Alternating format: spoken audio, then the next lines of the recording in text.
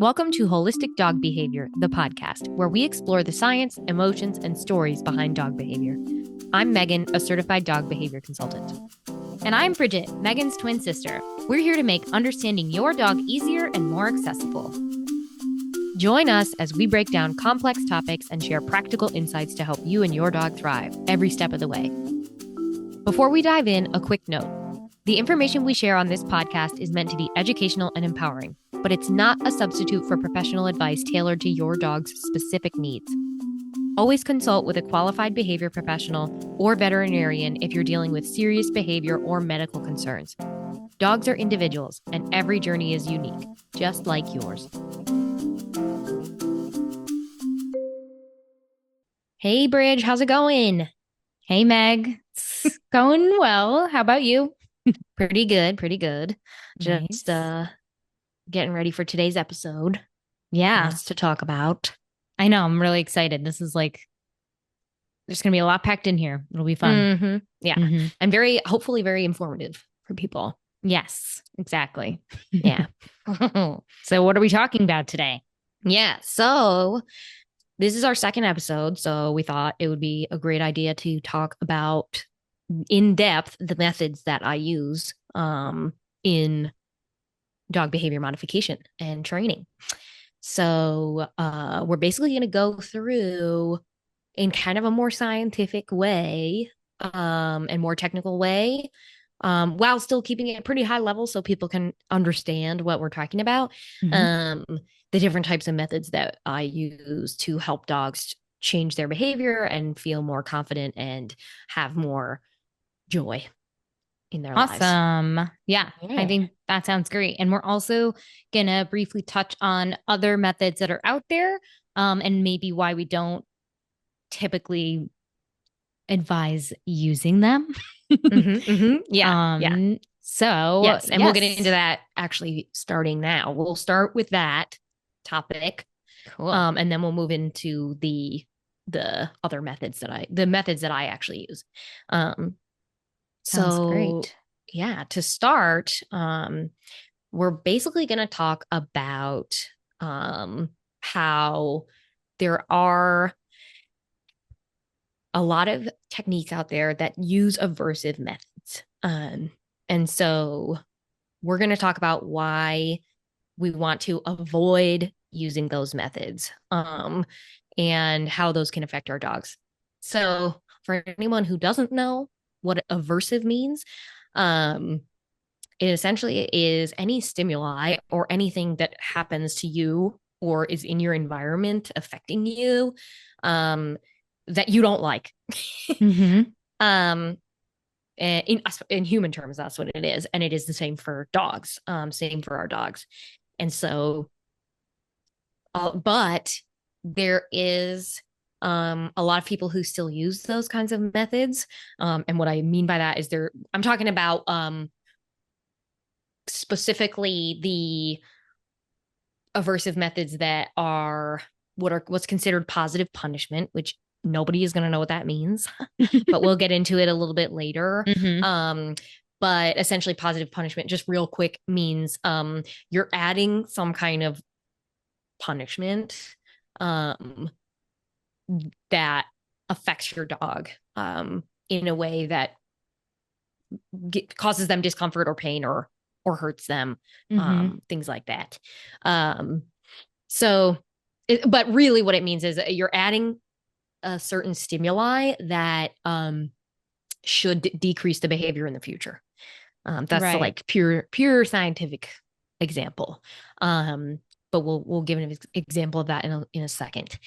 So what we're talking about with aversive methods are things like using prong collars, choke chains, electric stimulation collars, hitting your dog, smacking them on the nose with a newspaper, kind of like all those things that a lot of people might have grown up with their family dogs, you know?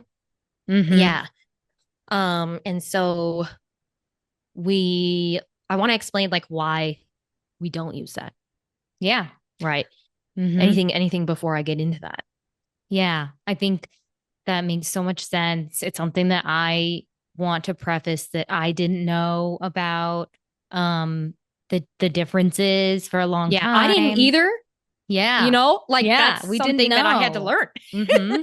Yeah. Become what I am today. Like Yeah. trainers didn't know either. Like they had to learn a bunch of stuff, and we used those kinds of methods before we learned that there's a better, more humane, more Mm-hmm. empathetic way. So Yeah. yeah, sorry to interrupt you there, No, that but makes so much trainers are the sense. same. Yes, exactly. So we just want to like kind of preface this whole conversation with totally understand and know how it feels to learn something new, and maybe you feel a little bit of guilt for the past, but this is like a no shame space, no judgment space. This is a safe space for everyone to learn and grow together. So please, um, please keep that in mind as we move forward in the conversation about the aversive techniques and methods that we hope we can convince you to avoid in the future. Yeah, exactly.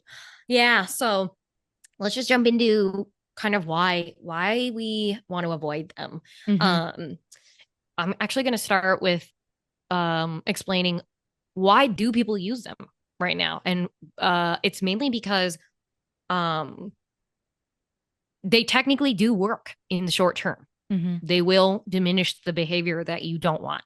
Um, and that is why a lot of people use them, because they get this like immediate response, this immediate solution Right. that feels it that in itself that like gives humans this like huge, it's a very psychological thing for humans because if they punish their dog and then they see the result that they wanted, Mm-hmm. even if they like feel a little conflicted or they feel bad, they're still like, oh my God, it worked. Right. A Like quick fix. they're, yeah, like in Mm. the back of their brain, your Yeah. brain is like, ooh, that felt good because it worked. That's reinforcing. I might do that again.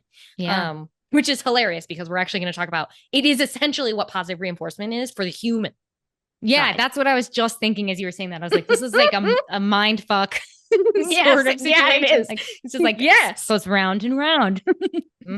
Yes, all of the things are happening at the same time. Yeah, it's crazy. Yeah. But it's very fascinating.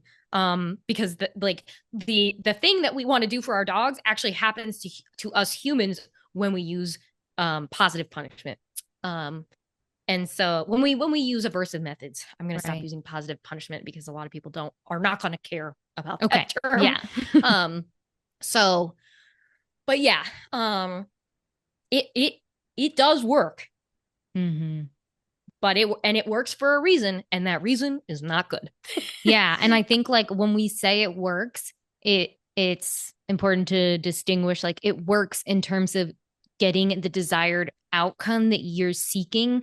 But and I know you're gonna probably go into this, but it doesn't work in terms of like your relationship with your dog necessarily. Mm-hmm. Um, yeah, so maybe I'll just wait until you get closer to that part of it. But Yeah, which is, I yeah. mean, that's a great segue. It is because the reason it works is because you're essentially like, um, you're causing your dog to be fearful of you. Right. So it's when we use aversive methods, it can actually create the problems that we're trying to get rid of or avoid, which Mm-hmm. is like anxiety and fear and aggression and discomfort, or like just like general confusion in our Right. dogs. Um, and a lot of that is actually because the aversive methods are trying to teach a dog what not to do, Mm-hmm. which is way more difficult than just teaching them what you do want them to do. I love that. Um Yeah. yeah. So can you just Especially for repeat that dogs. one more Yeah. time? Yeah. So when we use aversive methods, we're trying to teach the dog what we don't want them to do when it's actually much easier to teach the dog what we do want them to do. Yes. In specific Perfect. situations. Yeah. Mm-hmm. Okay. Got it. In each specific situation that we're having an issue in, you can teach them what you want them to do in a really positive way. And that's really what we're trying to do with the training and the behavior modification that I do as a behavior consultant is teach them that you can connect with me in a really positive way and you'll get something great out of it and your anxiety or your aggression or your reactivity will lessen. Right. It'll lower because of the way that we're interacting with positive training methods. And there's a lot of research out there that has shown that creating a positive relationship, a positive connection with your dog actually helps them learn better. Yeah. And causes them to, there's a very specific thing that researchers are looking for that indicates a positive attachment bond. And it's gazing at your human. Oh. Yeah. And Oh. yeah. And Like eye to gazing, eye yes. contact. Yeah. Yeah. Eye contact is what Eye they really contact. need. Yeah. But gazing, I think they call it gazing because they can look at you and not necessarily be directly looking at your eyes, and that still counts. Yeah. Okay. Got it. Cool. But direct eye contact is also great. Nice. So yeah, I think I just find that so fascinating. One of the methods or one of the training techniques that I use is a lot of eye contact based stuff, Mm-hmm. where we basically pair eye contact with like things that the dog loves, and then they begin to look to you for things. Yeah. The more, and this is not just when you teach that specific behavior. It's more like when you build trust and when you like as you grow in relationship with your dog and your attachment bond grows, they look at you more. Yes. Which is a signal that they really feel positively about their attachment with you and their relationship with you. That's so um, cool to know. Yeah. mhm. Mm. Yeah, I love it so much. And especially because like when dogs stare at you, it's freaking, I mean, if a dog is what's called hard staring at you, that's not good. But that's usually happening with dogs that you don't know, or dogs that are in pain or discomfort, whether Mm-hmm. because of aversive methods or because they're just in pain because they broke their leg or something. Yeah. But when they're staring at you like lovingly, Yeah. because you've built this lovely, wonderful relationship, it's like one of the best things in the world. Yeah. It really is. That's so cute. Yeah. I kind of got Before, off. yeah, no, I know. I was just about to bring us back. Yeah.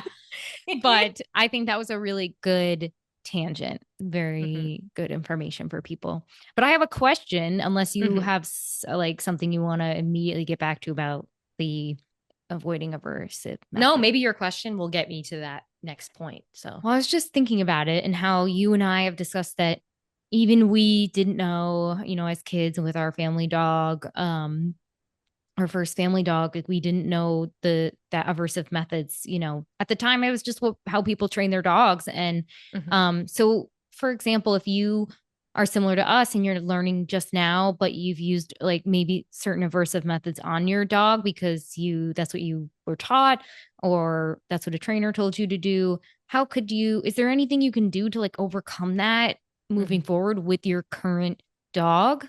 Mhm. Yeah, a lot of there's a couple things I want to say there actually. A big thing, like especially if you're like maybe if you're skeptical or if you're like, "Oh, I don't even know how to like tell," Mm-hmm. just start using positive methods and we will go into what kind of methods those are Mm-hmm. shortly. Yeah. Um but just start using them and you'll start to see a difference pretty much right away. And one of the top things to look for is that your dog starts gazing at you more. And Yep. sometimes that takes a while. Sometimes it takes like months to Mm-hmm. see a change there. Mm-hmm. But keep at it. Trust the process there, and it will happen. Mm-hmm. Um, Lots of stuff is processing in the background in your dog's brain, when you start changing the way you interact with them. Mm-hmm. So it can take time, but you'll eventually see it. The other side of it is a lot of people feel like guilty when they hear this stuff or ashamed, or they like rear a against it because they're like, oh, like, how dare you say that what I was doing was harmful to my dog. Right. And that is the only reason I talk about like the pain or discomfort that it can cause is because sometimes if we're not seeing that in our dogs, or if we're seeing our dogs not necessarily as like companions or family members, like we don't have that kind of vision of them in our heads, we may not see the pain or discomfort. And if you're trying to transition away from that, that's great, and it's okay that you didn't see it before that. Mm-hmm. um Yeah. and just take your time and give yourself grace for like realizing, oh, maybe this is not the best. Right. And a big uh thing that I like to one of my favorite things to help people overcome the guilt or the shame or the like triggeringness that they feel around it, um around being told that like it can harm your dog emotionally and your bond with your dog, is this really awesome metaphor, from it's actually from a book that has nothing to do with dog behavior.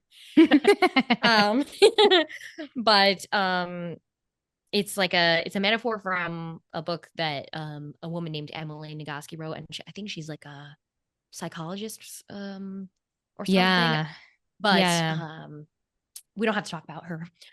I just want to give her a little credit for this metaphor. I don't know if she came up with it or not, but she had it in her book and I read it from there and I loved it. Okay. So I love her too. So yeah, yeah. awesome. So the metaphor is essentially, think of yourself as think of your brain and all the thoughts in your brain as a garden. And you plant things in that garden throughout your life. Your parents plant things in your garden throughout your life. Society plants things in your garden throughout your life. And eventually you get to a point, especially eventually adults get to this point, typically, sometimes earlier, maybe teenagers or whatnot. But you get to this point where you realize a bunch of my thoughts are not things that I actually align with, or they're not Mm-hmm. things that I ever like Put in learned there. myself. Yeah, like Mm-hmm. I didn't put that in there. Yeah. um and what you can do is just like look at those thoughts curiously, like with curiosity. And if you are just like, I don't actually agree with this, you're allowed to weed it out of your garden. Yeah. Mm-hmm. You're allowed, And yeah. And it's not or your let fault it that it was there. die. Don't nurture it and let it die. And then Yes. plant something new there. Yeah. And it's a big thing too, is like it's not your fault that it was in your garden. You didn't Yeah. plant it there. Mm-hmm. Most of this comes from uh science that was discredited later, but Yeah. was really pushed into the mainstream media. Mm-hmm. Um and stuck because of the reasons I already talked about, which is like in the short term, it does work Mm-hmm. to squash the behaviors you're looking at, or you're not, the unwanted behaviors that you see with your dog, but it can ruin your relationship. And I didn't even mention this part yet, but using aversive methods can also shut your dog down. Yeah. And oh gosh, I'm forgetting the word that I want to use. It essentially, what starts to happen is your dog gets pent up Mm-hmm. because they are not allowed to express that behavior, um and it comes back out again later, and usually it comes back out even worse than it was Yeah. before, Oh. when you use aversive methods. Yeah. Yeah. Whereas with positive methods like positive reinforcement and like force-free and fear-free methods, which we're going to talk about next, you are teaching them to do something differently in the same scenario where they normally were doing their unwanted behavior, Mm-hmm. which actually just like completely mitigates the stress and the anxiety and the aggression. Right. Yep. um there's a specific way to do that that's complicated, but essentially that's what you are trying to do, with positive methods, and what we kind of miss with using aversive methods. Right. That makes a ton of sense. Yeah, I think hopefully people will feel safe in this conversation with us about it and feel empowered to move towards the positive more positive approaches that we're going to get into in just a minute. Is Yeah. there anything else you want to touch on the aversive methods that we all want to try to avoid? Yeah, I mean, I think just kind of wrap it up with it's really just about we're avoiding these methods because we really want to teach our dogs how to live confidently in our world and help the unit, the dyad of human and dog um feel a connection and have a good relationship throughout their lives, and that is compromised when we use aversive methods. So yeah, Yeah. Do it that's for the bond. yeah. Is I feel that like yeah, part of me is like we only have certain relationships in our lives, and if you have a dog, why not try to create that lovely bond with them? Yeah, I Because it's totally possible. agree. Yeah, It's it very is. possible. Yeah. And it's really actually quite simple and it's quite easy. It just sometimes takes a mindset shift. Um, Yeah, and it can take time, but mhm. I think that it's never too late Yeah. to start changing, hmm and we're here to help guide you. Yeah. And it's again, no shame, no judgment here. Everybody has used aversive methods with their dogs in the past, Mm-hmm. even if it's not with their Knowingly or current dog. unknowingly. Yeah. Yes. Yeah. Yeah. So it's very uh common, and it's we're just kind of shifting as a society, and Yeah. I'm trying to explain why. Yeah. That's lovely. I think Yeah. that's a So yeah. great ending to that. And Yeah. Let's move on. yeah. Okay. The next stuff. Cool. What's next? Yeah. So now I'm going to go into talking about the three main methods that I use. Okay. The first is it's an acronym, LIMA, LIMA. It stands for least invasive, minimally aversive. And that is the first one I'll talk about, but I'm going to go through the other two. The second one is positive reinforcement, which a lot of people will probably recognize that. But if you don't, do not worry about it. It's a very scientific, psychological term. um, it's just very much, it's used all the time in the dog training industry now. And then the third is force-free and fear-free methods, which is kind of self-explanatory, but there is some nuance to it. I'll still talk about it. Mm-hmm. So let's start with LIMA. Again, least invasive, minimally aversive techniques. So that is basically ensuring that with the dog in front of you, again, each dog is an individual. We want to ensure that training is as gentle and effective as possible. That's really what least invasive, minimally aversive means. You could also say least intrusive, minimally aversive, if that makes more sense. So we are, when we're using this method, we're trying to make learning enjoyable and positive while using what works best for your dog. And so it's that is where a lot of the rhetoric in the dog world of like, not every dog needs the same training methods. And that's true. A lot of people mean that in a more like some dogs need aversives sense. And that I don't believe is true. It's more of the different methods that we can use with our dogs can all still be very positive. It's just least invasive, minimally invasive. Sorry, least invasive, minimally aversive is is really just about like essentially like going up a ladder Okay. of different choices that we have for each dog. And so it's like, okay, first we start with like uh giving them a treat for doing something we like. And then if that doesn't seem to like keep them going with that same behavior, we try, here's a good example. Say you have a dog who like gets really barky when somebody comes to the front door. Like say somebody knocks on the front door and your dog barks and runs to the front door. Maybe the first thing we might try, if they know how to sit already, is ask them to sit and give them a treat before we open the door and let the visitor in.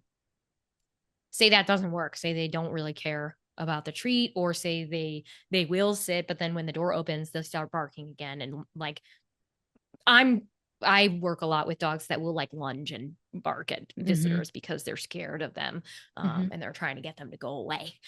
And so say the dog still does that, even if you are offering them a treat, or even once the door is opened and they were able to sit for the treat, but the door opens and then they start doing it again. Right. So that's where the least intrusive, minimally aversive method was trying to ask them to sit for a treat. That didn't work. So the next rung up that is still, that's like the next least intrusive, minimally aversive thing would be having a gate where your dog is behind the gate when the visitor comes in. Right. And they still get a treat. Yeah. That is kind of what least invasive, minimally aversive means. Is like we're not saying the ladder goes up to using aversive methods. That's not what I'm saying. We're saying there are different things that we can do with dogs to help them through their behavior situations. And it's going to look different for every dog. Yeah, that makes a lot of sense. So, for example, I guess, yeah, it sounds like it could mean least intrusive, minimally aversive for dog and human, sort of. Yeah, that is a great way to think about it. I don't normally think about it that way, but that's a great way to think about it. That's just what comes to mind when you kind of talk about it like that. And it probably wouldn't be like that every time, but thinking about adding that barrier, the gate, within the home. Like I've done that with our dogs. We currently have a gate up on our bedroom door because we adopted a new dog over almost 2 months ago. And she is having some pee issues. Potty training. Some potty training issues. So we're keeping a gate up so she doesn't run out in the morning and pee in our hallway. But it's that's the second level. Yep. Exactly. Yeah, I think that makes a ton of sense. Yeah. Cool. Yeah. Awesome. So that is LIMA.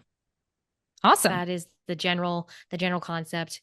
We'll dive deeper into more examples and point that out when it comes up to in future episodes and things. But could you just repeat the acronym again for people who want to remember what that is, and maybe just repeat it for the closing out.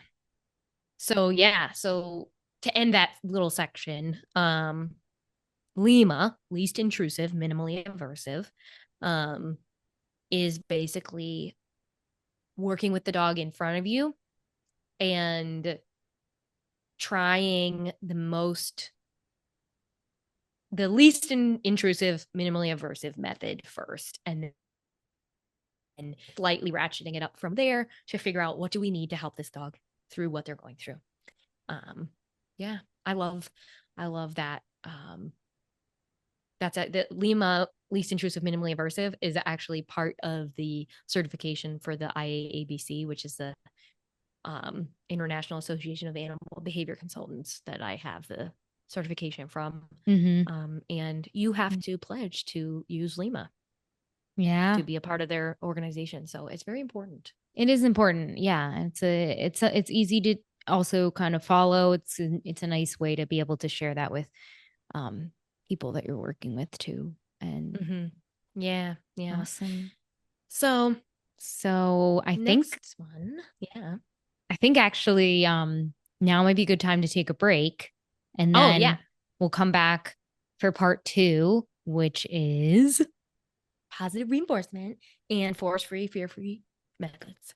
Okay, great. See you in a minute. All right. Okay, and we're back, and I'm really excited to finish up this episode and talk more about fear-free and positive reinforcement. Is that what we're doing? Yes. Yeah, awesome. Mm-hmm. Mm-hmm. Yeah. Okay.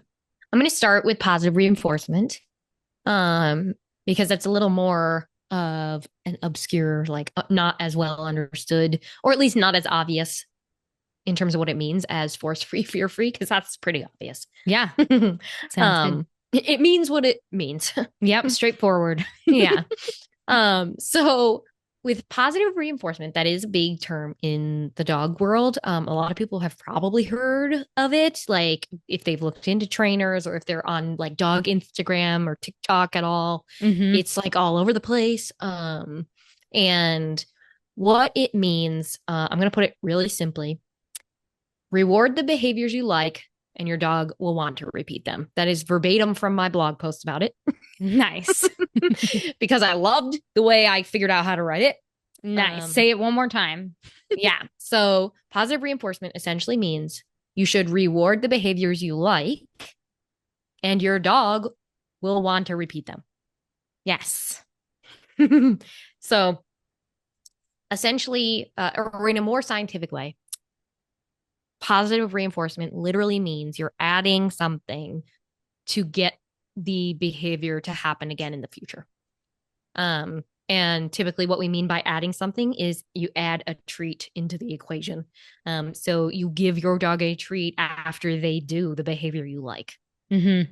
And it will, in a psychological, like in their brain, the more you do that for the same behaviors, the more likely they are to repeat that behavior in the future.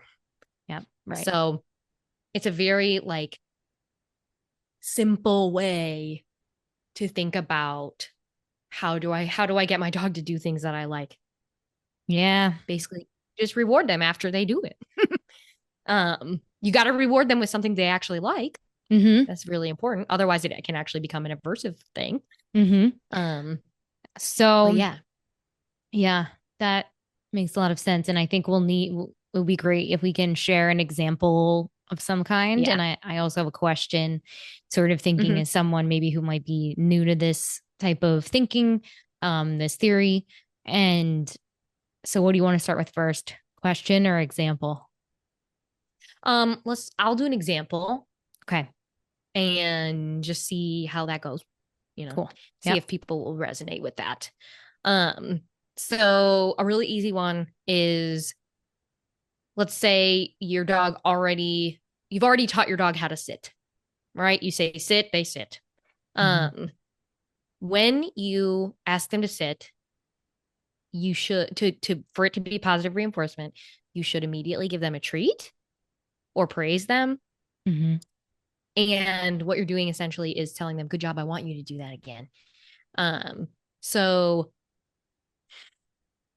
that's a very like simple example.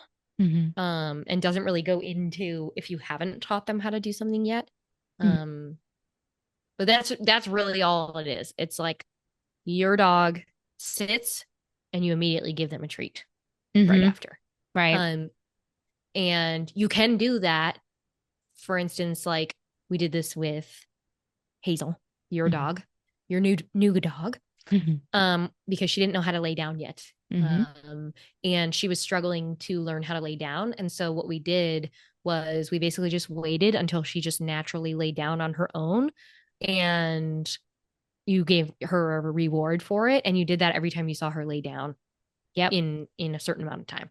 And then she started doing it. She started offering that behavior on her own because she started to realize, oh, why am I like, I'm getting something for doing this thing? I get a treat every time I lay down. That's very interesting. Maybe I'll try it again. So that is a very simple example. What do you think?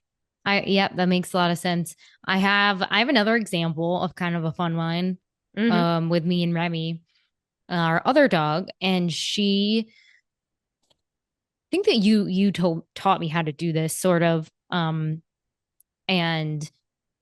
years ago when we first got her, we did a lot of positive reinforcement type training, lay down, stay, those kinds of things, look. And then I started to teach her to sort of, because of you doing this with Leo, teach her to sort of relax in a way in a given situation. And so we would practice this like at home. And then at a certain point, we started practicing it out in public because she comes around with us a lot. And we had her, basically what I would do was I had treats when we were at home. I was sitting on the couch and I had some treats with me. And she would lay down and then I would take deep breaths and she'd be gazing at me probably because she wanted a treat. She could smell them. And I would gently and slowly close my eyes. And eventually she would rest her head down on her front paws. And then I would reward her. Yeah. Is that a good example or? It definitely is.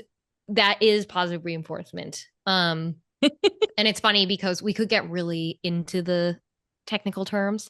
But positive reinforcement has to do with, there's like a little, there's an order of operations that happens when you're when you're doing any kind of behavior. There's something that happens before the behavior. There's the behavior, and then there's what happens after the behavior. And there's very scientific terms for that, called it's a little maybe mnemonic device that people use, but it's the ABCs. And the A is the thing that happens before the behavior, and it's called the antecedent. The B is the behavior. And then the C is the consequence, which is what happens after the behavior. And those three things kind of determine what and I'm getting really into the weeds here, but there's in terms of what positive reinforcement is. It's in a category called operant conditioning, which is a type of learning. And there's 4 different types of learning that have to do with an antecedent, a behavior, and a consequence. Okay. So in this example that you're using, your antecedent, which was the thing that happened before the behavior of her putting her chin on her paws, is considered a cue. So like sit would be 1, sit, and then the dog sits, and then they get a treat. That's the A, B, C. Okay. You say sit is the A. Yeah. B, the behavior is the sit, the actual dog's butt hitting the ground. And then the consequence is the dog gets a reward, a treat. So in your example, it's really cool because your cue, your antecedent, this is what happens before the behavior, and sort of signals to her that the behavior, like what behavior to do, was your deep breathing and your soft shutting of your eyes, like the soft blinking, which is sort of twofold because you were doing that at first as like a biofeedback thing. Yeah. To help her relax because you were showing her that you were relaxed, which I love using biofeedback stuff. Yes. It's like what's the word? Co-regulation. Oh yeah, co-regulating. Yes, exactly. It's very like those similar concepts. Yeah. So you cued her with your own biofeedback, your body language, to relax and put her head down. That's essentially how you taught her to relax and put her head down. And then over time, she learned that when you do that, she should do this. Right.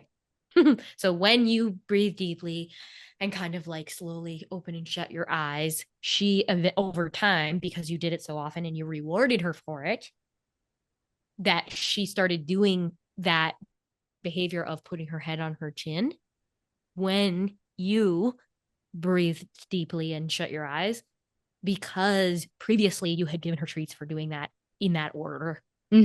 Yeah. And now when even we've gotten to the point where if she is sleeping or just laying in her bed or something and hears a noise, or one of us gets up or something like that, she kind of alerts, I guess. If I make those cues, she just like lays back down.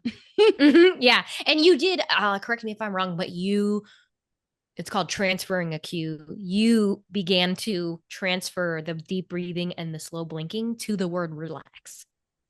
We actually or take a rest. Take a rest. Yeah. Yeah. Is our that's the one like words that we use. Mm-hmm. Yeah. So now I think right now you basically just tell her, take a rest.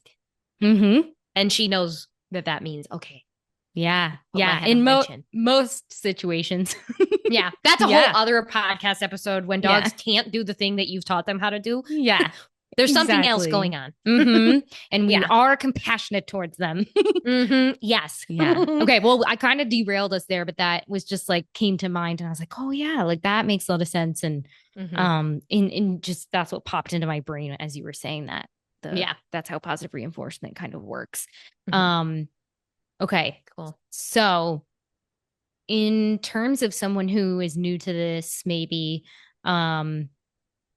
thinking about using treats like continuously, or worried about like the long term I'm trying to figure out how to say this. Yeah. But I think I know what you're talking about. Yeah. Like I think some people are gonna be like, oh, do I have to use treats forever? When are we done using the treats? Like, can you speak to that? Yeah. Or well, I might put you on the spot if you feel up to it. Yeah, let's do it. When did you feel like you could stop using treats with Take a Rest with Remy? That's such a good question. I'm not even sure how it happened, actually. Yeah. A lot of times that is how it happens. I can't even identify. It's definitely though, like if in certain areas, like we were just discussing, how if there's a time and a place where she just can't do it, then it's like, oh, we might need to bring the retreats out. But again, as you said, there's something else going on there that we kind of get. Yeah, a lot of times if a dog can't do something that they normally have no trouble doing, it's either like something to do with the environment, like it's too distracting, or like there's some stimuli that they can't, that's stressing them out or making them anxious or fearful, or they're in pain. Like that's when you notice that like your dog cannot do the thing you're asking them to do. Don't immediately assume that they're disobedient or they are stubborn or disobeying you. What's the word I'm looking for? People always use a certain word.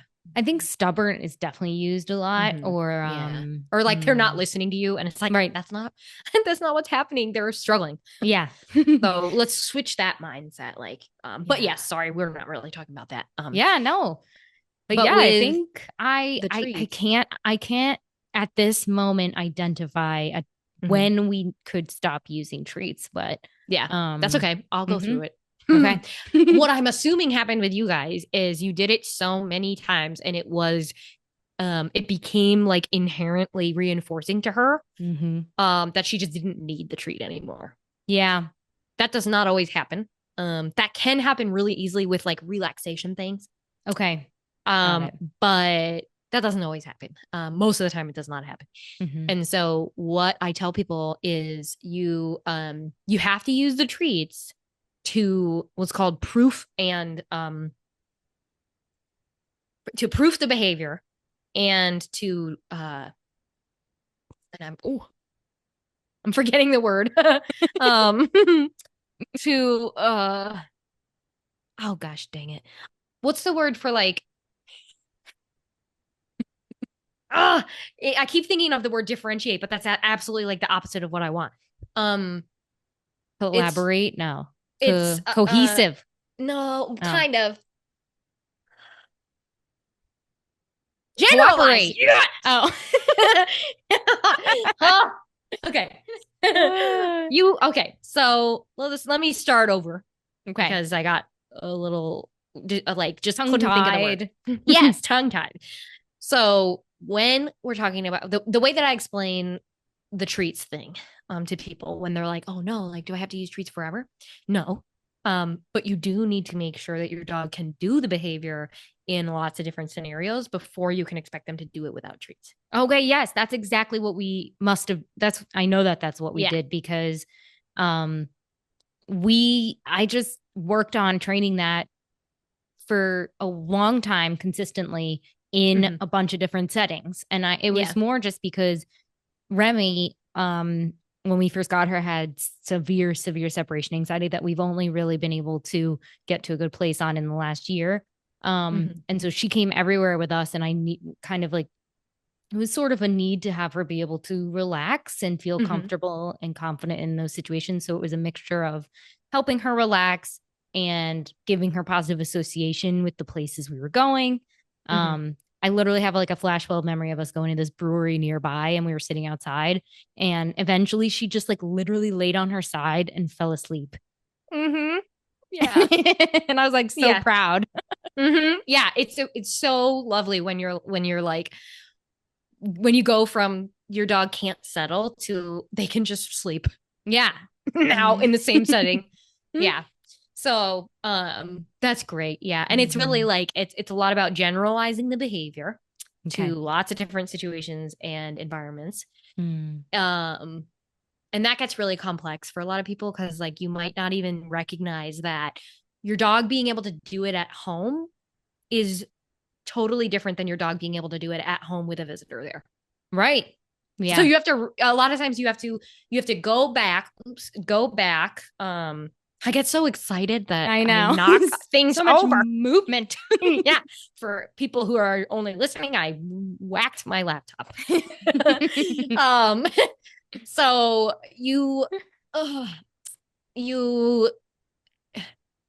the generalization is super important, because you can't expect your dog to do the behavior in every situation just because you taught it to them in a situation where they had no distractions. Yes. It's really hard to like, that expectation is really hard to put on a dog. And so you have to in each new situation, back up a little bit, redo some of the training, and it's going to go. That sounds like, oh my God, are you kidding me? I have to redo this everywhere I go. Yes and no. You do have to like slightly start from the scratch of that same behavior. But it'll go way faster. Right. It'll take like 2 minutes. Yep. You know, but you just guide your dog into like, oh, we're learning this in this new space again, but you know how to do it already. So like, I'm just going to help you realize that you can do it here too. Yes. I love that. Yeah. And then on the other side of the coin, you should, with pretty much every behavior that you teach a dog, slowly fade the treats out over time if you really want them to be great at what they're doing without treats. Right. I also like to kind of challenge people on like, why don't you want to use treats for the rest of their lives?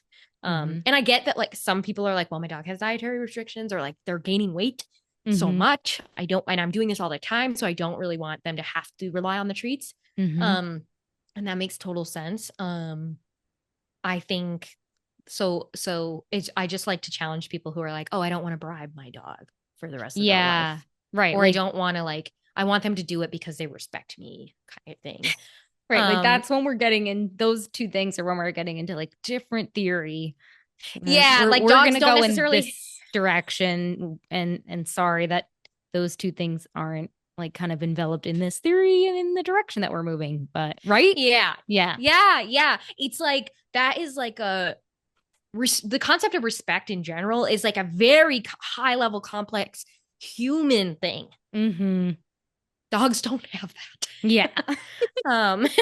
They don't really like, they don't have what's called theory of mind. Which means like they don't really fully understand that like what they do impacts the people around them. Right. Especially humans. And they're not like doing things on purpose. No. Yeah. Some dogs are really smart, and they do things because they figured out that it gets them the thing they want. Right. And that can look like they're doing stuff on purpose.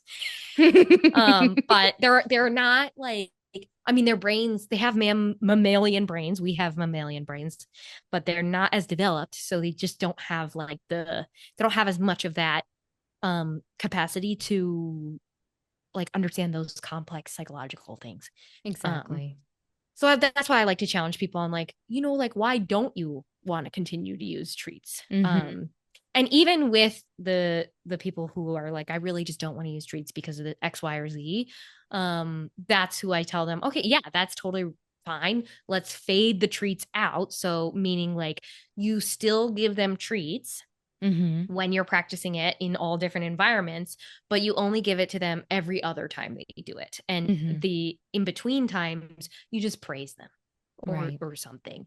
And they have to like praise for that to be a reward. If they like don't give a shit about praise or like pets, that's not really very rewarding to them. And you know your dog best. So like figure out if that is worthy of their feelings of rewarding, like that's rewarding enough to them. If not, you can use things like toys and stuff too. Yeah, I was gonna ask that. Like, like if you have a dog that's not food motivated, and is that real? Are there dogs that are not food motivated? Yeah. Oh yeah, yeah. There is the concept of like certain foods are way more reinforcing to dogs. So like kibble versus, well, and some dogs love their kibble too. Yeah, like they'll pick their kibble over a piece of meat, which is very interesting. But like for most dogs, a piece of kibble is going to be a lot lower than a piece of meat. Yeah. In terms of like how motivated they are to get that thing. But some dogs are not food motivated, or some dogs are just really toy motivated or really motivated by your like praise and emotional connection. And so you just have to figure out like what does your dog find rewarding? And you can then, especially if you're using food, you can transition them to one of those things. But for certain things, like recall is one of them, which is like come and here, like come back to me. Yeah. That kind of training. I would pretty much always use food if you can. Right. Because you want a super positive association with that, a super strong association with that. And if we just stop giving them rewards for that at some point, it'll weaken the association. And we really, that's more of like a safety concern. Like you want your dog to come back to you when you call them. Yeah. So we want it to be like rewarding and a really strong association there. Yeah. And so like kind of with that said, is this the area where it would be good to speak to high value treats versus, is it low value treats or? Yeah, or it's just like a hierarchy, I would say. Okay. So like the hierarchy of things that your dog likes. Okay. What are your dog's reinforcers? What makes them want to do a behavior to get that thing? And this is where you could, or this is where you have to pay attention to your dog and figure out like what do you actually like. And when you know what that hierarchy is, like your dog will sit for a piece of kibble, but they need a piece of steak not to chase a squirrel. Like that's the difference that we're kind of talking about with lower value versus higher value rewards. Is your dog sometimes needs a way higher value reward depending on what you're asking them to do. Yeah. Is that kind of what you meant? Yeah. Yeah. Which is one of my favorite things to do to figure out that hierarchy is do a little like taste test with your dog. Yeah. A lot of trainers do this and they have like different methods for how they do it. I like to do it like a little charcuterie. Yeah. A charcuterie board. Yes. Where you put like charcuterie board. You basically just put all different types of things on there and I would take a video because a lot of times dogs eat it really fast. But like what order do they go in? The replay factor, obviously. And that too. You can put it on Instagram because it's adorable. But yeah, just basically because you want to figure out like which one do they eat first. That's probably their highest one. Sometimes this is not fully accurate. And like sometimes some dogs are just like, I'm just going to eat what's right in front of me first. And that's okay too. Like that's probably a dog who's like, I could eat anything and be fine. But yeah, that's one way to do it. And like it can be informative. And it can be kind of fun. So yeah. It's just like a silly little thing that you can do with your dog. Fantastic. Fantastic. Uh Little just game to yeah, play. so cute. So cute. Yeah, and your dog will love it, I know. probably. And you just get like, Um, oh, the videos of them that like nom nom nom. yeah, yeah. You can make it look Remy, really fancy too. yeah. We haven't done that with Remy actually, or Hazel. But we should because Hazel's not as food motivated. Remy will eat anything. I think she's like one of those dogs. Yeah. And Hazel, she's like she might, and she's still coming out of her shell, so we'll see. But Hmm. might want to do something with her. I think that would be fun. My favorite thing to watch Remy eat is like little tiny pieces of sliced up apple. Oh, because it's a It's crunchy. so crunchy. I love that. I love that so much. Yeah. There's so many things about dogs that like when they're eating, it's just some people find it gross, but I think it's hilarious. I think it's Yeah, so cute. it's so Ugh, funny. yeah. It's like some people can't listen to humans chew, and I Hmm. think a lot of us like are like, oh, um, Yeah. but I like to listen to her just like munch on things. Yeah. Yeah. It's just so cute. Yeah. Yeah. Leo does peanut butter like Yeah. from like directly from the spoon. I think I showed you this the other day Yeah. where I basically like spoon feed it to him and Mm-hmm. then he's got it like as a mustache on his face and he's like And then nom, the nom, tongue nom. just like doesn't Yep. stop moving. Oh yeah, it just like keeps moving because he's got a bunch of it on his tongue. Yep. Yep. Yeah. I love it. So funny. Oh. Yeah. Yeah. But yeah, I think this is time to move on to the last method. Yeah, sounds good. Yeah. So the last one that we're going to talk about is force-free and fear-free methods. Um, and they are two different names. They're two different words, but they are conjoined kind of. They're like they you can't really have one without the other. Mm-hmm. Or we want to do both at the same time. So basically force-free and fear-free methods is what it sounds like. You want to work with your dog in a force-free, fear-free capacity. So train them without fear and without force. Um, and this also comes into this least invasive, minimally aversive LIMA comes into this too, because there are certain times where you might have to force your dog to do something. And that's like they broke their leg and they have to go to the vet, and they like, there's certain things where it's like, okay, yes, the safety and like well-being of your dog might compromise this, Mm-hmm. but we want to avoid that as much as possible. Right. Sometimes it is needed, and that's where we go back to in our first episode we talked about the bank account. Yeah. Where as long as you can build up like enough deposits of like you can trust me, I'm here for you. It once you need to take a withdrawal for something like that, like a broken leg or like where something where they have to do something because it means life or death kind of stuff. Mm-hmm. That's where even though you take a withdrawal, your relationship is still intact and it's still good. Um, Well said. so that's kind of how Lima sort of comes into these concepts of force-free and fear-free training and behavior modification principles. But we want to avoid it as much as possible. So when we're talking about force-free and fear-free methods, we're talking about allowing dogs to like have autonomy essentially in what they're doing. Mm-hmm. Because we don't want to force them into situations that they are clearly telling us they don't want to be in. And we don't want we don't want to have them fearful while we're doing stuff with them either. We don't want to cause them fear and we don't want to force anything on them. Or basically what um that looks like is like letting them choose to do stuff.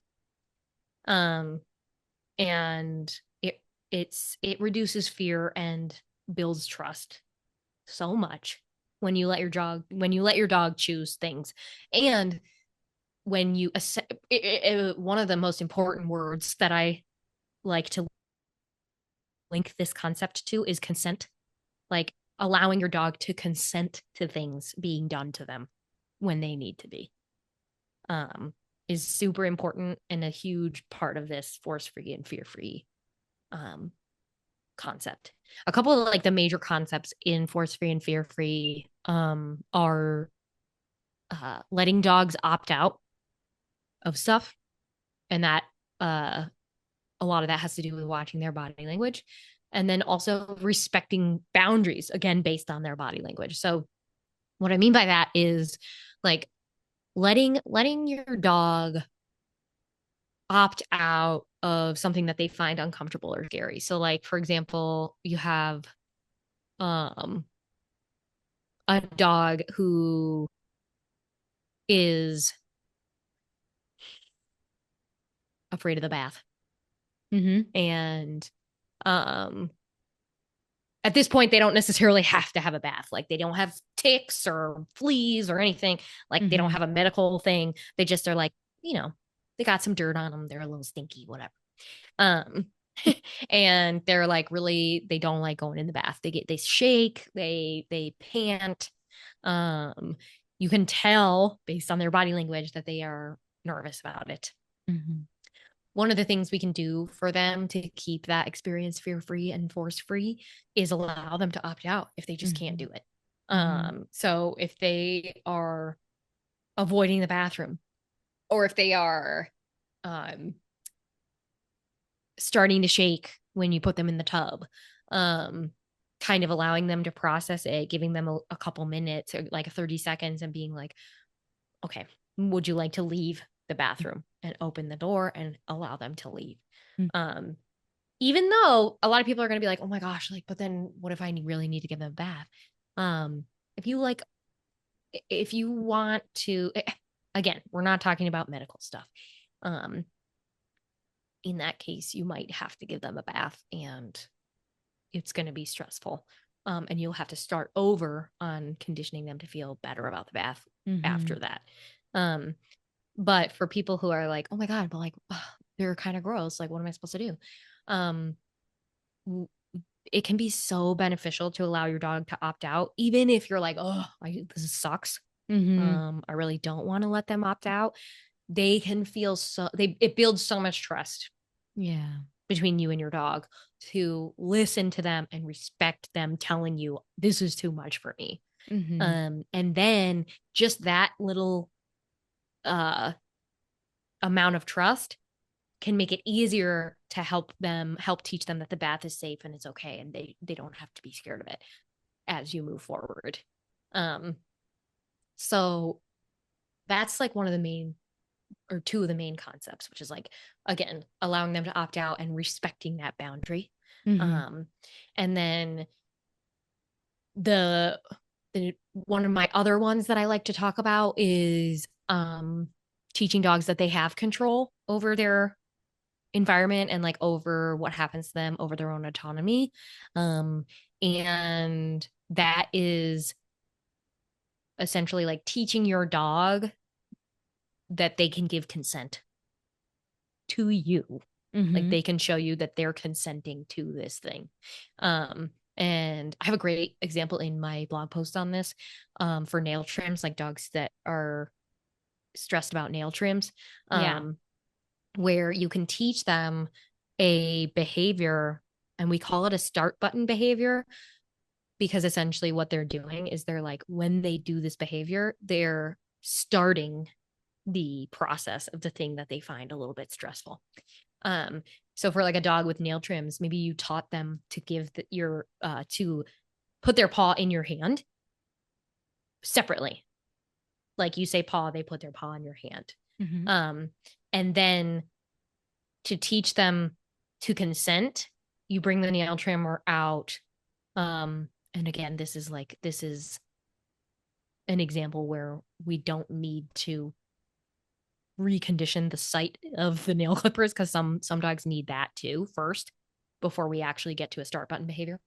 But what they do essentially is, or what a start button does, is allows the dog to consent to that you clipping their nail. So if you bring the nail clipper out and you ask for their paw and they actually give it to you, that is kind of them consenting to, I'll let you clip my nail. Mm-hmm. And then the other half of that is if you go to cut their nail and they remove their hand, that's okay. You don't get to you don't get to keep their paw in your hand and like grab it so that you can clip the nail. If they are not consenting with a relaxed paw in their hand while you clip the nail, that's not consent if they move it away. Mm-hmm. If they're trying to move it away, they're not consenting to the thing happening to them. Yeah. And so that's kind of like the two sides of like the start button behavior. The consent behavior is allow them to consent, teach them to consent, teach them a behavior, and then ask for it before you do something. And then if they either take that behavior away or like show you stress signals while it's happening, that is the consent kind of being taken away. And so you stop doing what you were going to do and you wait and ask them if they can do it again later, or like give them a little bit of time to process and try again in like 30 seconds or a minute or whatever. And all these things just build so much trust and confidence in your dog. And really in the long run, they make their lives so much easier and less stressful, and your life as the human less stressful. Right. So, I love that. Yeah. It's a hard thing, and you have to have a lot of patience, and I think, and love and understanding, but it makes a lot of sense. And so, yeah, I think it's time to wrap it up. We talked about so much stuff today. Yeah. Lots of information, so much good knowledge. Good job. Yeah. So I hope everybody felt I hope some of that resonated with you guys. And I hope that it was informative. And yeah, I'm just to kind of reiterate what we talked about. In terms of like too long didn't read. Mm-hmm. We talked about 3 major methods that we use at Holistic Dog Behavior. And the first is LIMA, least invasive minimally aversive, or least intrusive minimally aversive, depending on who you talk to. And the second one was positive reinforcement. And the third one was force-free, fear-free methods. And all of those are things that I use interchangeably pretty much in different ways to help the individual dog in front of me. So it's really about treating your dog with respect and empathy, utilizing the tried and true, like tested scientific learning theory to teach your dog things that you want them to do, and helping make your lives and their lives less stressful, and which basically leads to a much more connected bond. Yeah. I think that's a great place to end this episode. Yeah. So stay tuned. We got lots more interesting topics coming up. And I think well, and just like remember to just give yourself grace if you are learning this stuff for the first time too. Yeah, no shame, no judgments, and we're all just trying to learn and grow together in this world. So I think that's perfect. And for now, we can say thanks for listening, and we hope you'll listen again soon. Yeah, thanks for listening, everybody. Bye. Bye. Music for Holistic Dog Behavior, the podcast, by Mark Shevlin. Art and design by Studio HMS. Produced by Holistic Dog Behavior. We hope you enjoyed this episode. To learn more, follow us on social media at Holistic Dog Behavior or go to holisticdogbehavior.com.